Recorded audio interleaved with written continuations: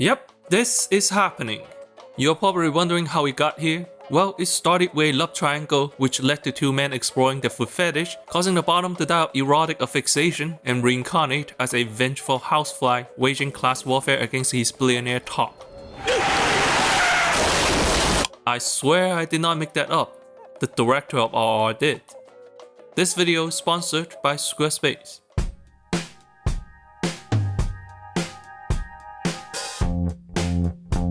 A man reincarnated as a housefly and fights a shotgun-wielding maniac. Sounds like a post from Reddit, but I swear it's a real movie. Born from a conversation between writer-director S.S. Rajamouli and his father, this absurd movie is what paved the way for the eventual viral success of Bahubali and RRR.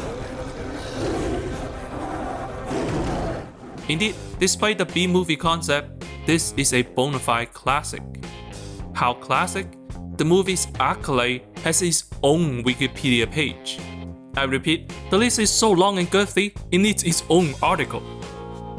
If you're like me, you'll know that post ideas like this are a dime a dozen.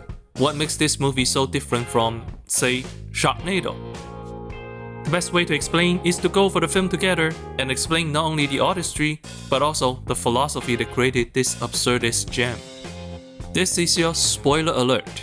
Welcome to Eega, a post movie from the director of RRR.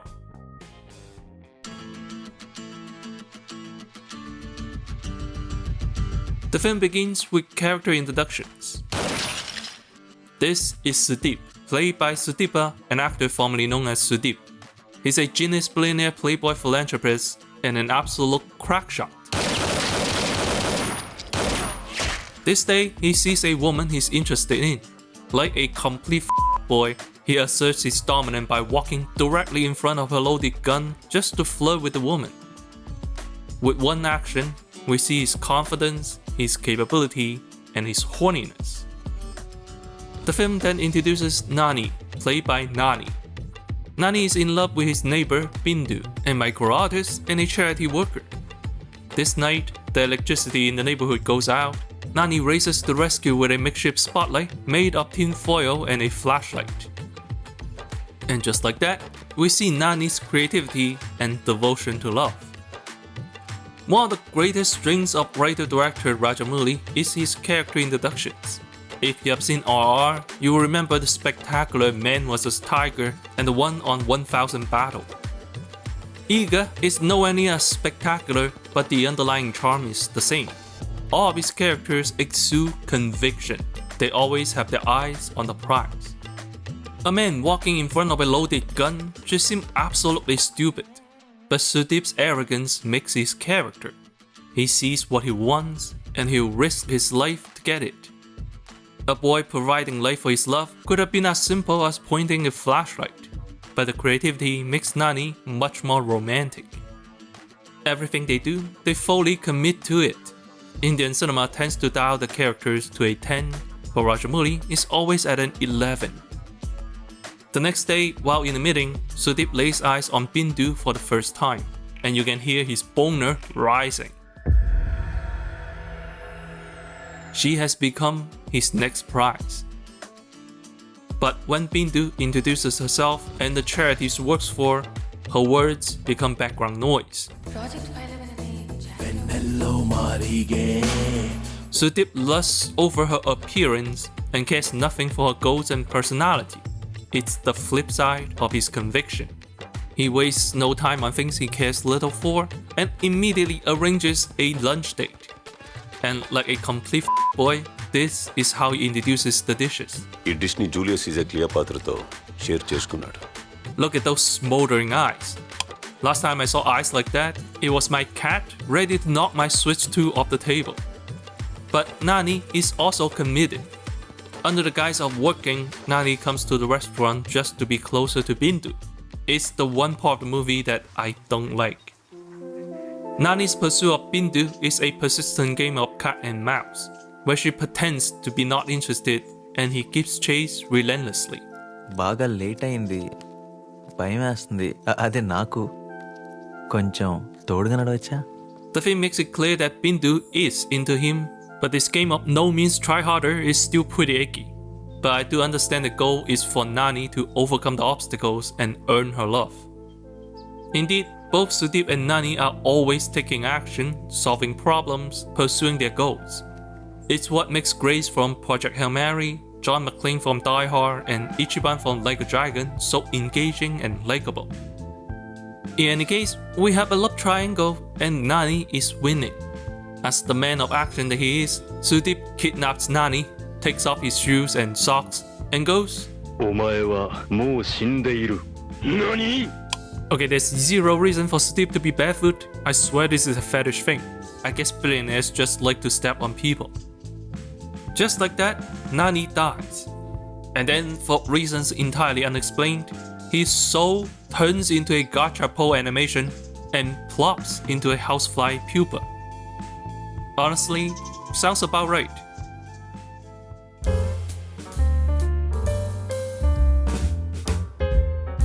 Fun fact, Caesar and Cleopatra were together for only a few years before he was assassinated. It's absolutely true because I saw it on this website, which I made using Squarespace. As demonstrated by the film, if you say something with enough conviction, people will want to believe you. That's why, if you have something you would like to showcase, you should show it with a dedicated website from Squarespace. Simply pick a template, edit accordingly, and then write down, Cleopatra has a son nicknamed Little Caesar. And bam, instant credibility. You can even go above and beyond, visit the Help Center for advanced tutorials, and make your website even more professional. Start a free trial at squarespace.com/accenthecinema. Use the code accenthecinema for 10% off your first purchase. By the way, everything I said about Cleopatra is true. I did not make things up. Show your message with conviction. Proudly display it on your website. Visit squarespace.com/accenthecinema and get your website started today.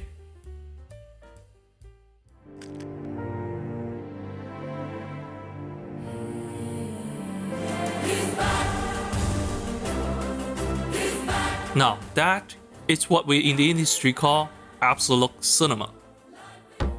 I said this reincarnation has no explanation, and that is true. But the film also leaves no time for the audience to question that, as the moment Nani bursts out of his cocoon is already instant drama. Nani has to learn how to fly while facing a sudden flood of water, and just as he narrowly escapes, he has to avoid being trampled by humans. He gets slapped, gets stuck on a tennis ball, gets chased by a bird, and then finally falls directly in front of the very man that killed him. Once again, everything is dialed to 11. As Nani relentlessly pushes towards his goal, the story itself relentlessly pushes back. It's the battle between an unstoppable determination against the immovable plot. Beyond its characters, the story also acts with conviction. So begins Act 2, in which Nani employs increasingly creative and drastic measures to assassinate Sudeep. It starts off with simple annoyance, keeping Sudeep awake the whole night. But it quickly escalates into causing a car crash, sending Sudeep off the roof of a building, setting his bed on fire, setting him on fire, basically driving him into utter insanity. It is the main meat of the movie, a reverse Home Alone. And it is cathartic to see a rich asshole being tormented by something poor people deal with every day. By the way, if you shrink this image, you can see through the mosaic and see that he's wearing a pair of orange boxers. No, I'm not weird, shut up. It's here we have our answer as to what makes Eega so different from other post movies like Sharknado. Now, I'm sorry I have to show you Sharknado, but let's take a look at this example. This is a serious horror moment played for laughs. Deaths in Sharknado are deliberately slapdash in order to provoke laughter from the audience. Its creativity and absurdity are matched with low-effort execution. In contrast, let's look at the scene in which the reincarnated Nani reconnects with Bindu.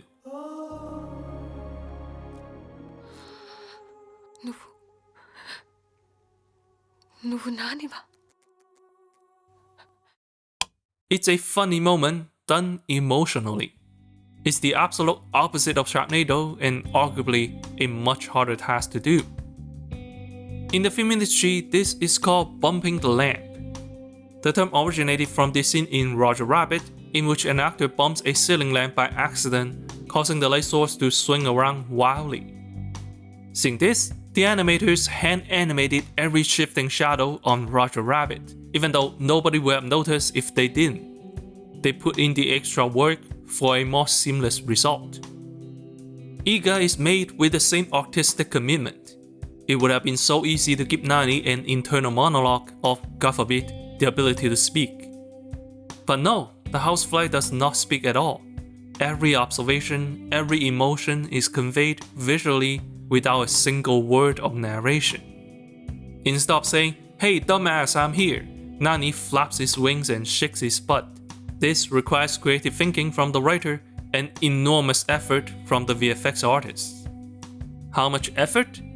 It was reported that 6 months into the VFX editing, all of that work was scrapped because it did not meet quality expectations. A new animation team had to restart from scratch, and that was what it took to create an expressive housefly who communicates through action. Take a look at how Nani expresses his desire to kill Sudeep. It's creative, well animated, deathly serious, and hilarious all at once. Matching the intensity of his characters, Rajamouli and his team had their eyes on the prize, and that prize was a good movie. They didn't slack off just because the absurd premise gave them an excuse to be shoddy with their crafts. As that conviction of the characters make them lovable, so does the determination of this film and its filmmakers.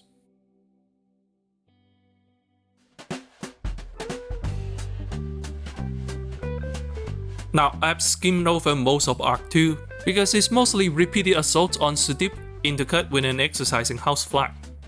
It's a lot of fun to watch, but redundant to explain. It's just something you have to experience yourself. Eventually, Sudeep goes up the Sudeep end, holds Bintu hostage, and begins villain monologuing.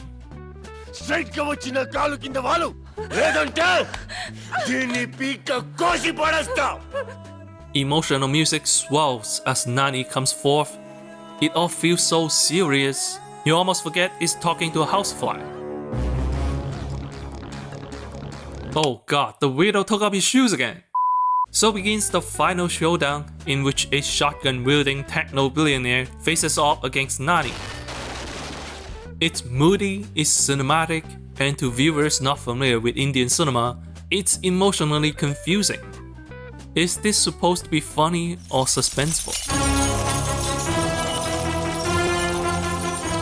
Eventually, Sudeep captures Nani and begins torturing the housefly in front of Bintu, cutting up his wings and such. The scenery-chewing villainy defies all realism. At this point, the audience is on the edge of the seat, but with smiles on the faces, because of how utterly ridiculous everything is. This is what I love about Eega.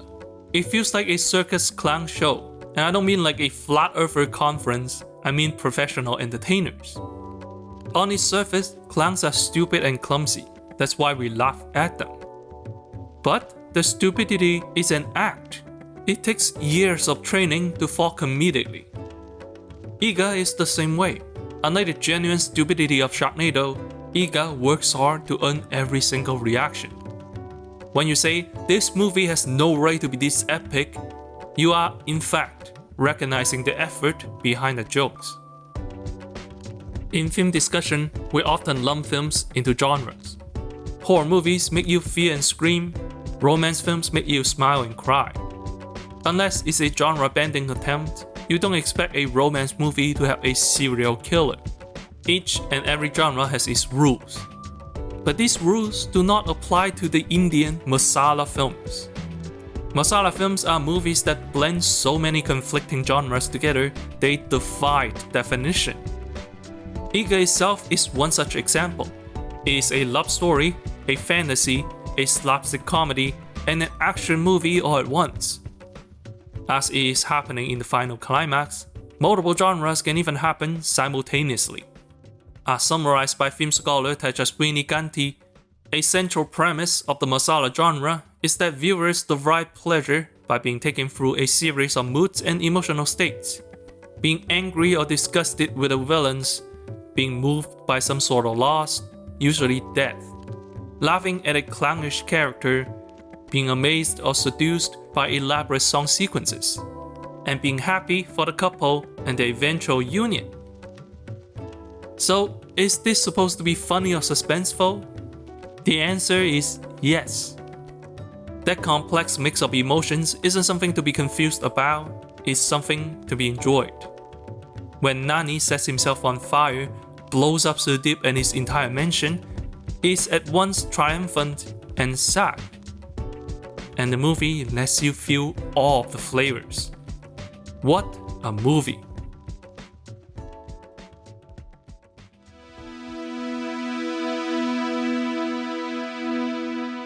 Recently, I went to see Masters of the Universe, and it is one of the best film-going experiences I've had in a long time. It has some amazingly choreographed fights, incredible practical sets and costumes, and beautifully indulgent emotional scenes. It actually moved me. This movie has no right to be this epic. And that's the problem, isn't it? I felt the need to qualify my enjoyment with the phrase, "This movie has no right to be this epic." We are so used to dunking on others, to point at foolishness and feel superior, to a point where we often fail to distinguish skillful acts of entertainment with genuine stupidity. Revisiting Eega has reminded me how much I love movies that commit to their premise. Its unwavering conviction, unbothered by its foolish appearance, is something I miss from movies and our pop culture in general. Eega isn't good despite its absurd premise, it's good precisely because of it. It's willing and proud to serve the audience, and the world needs more of this attitude. Be cringe, have fun. Life is too short not to live with conviction.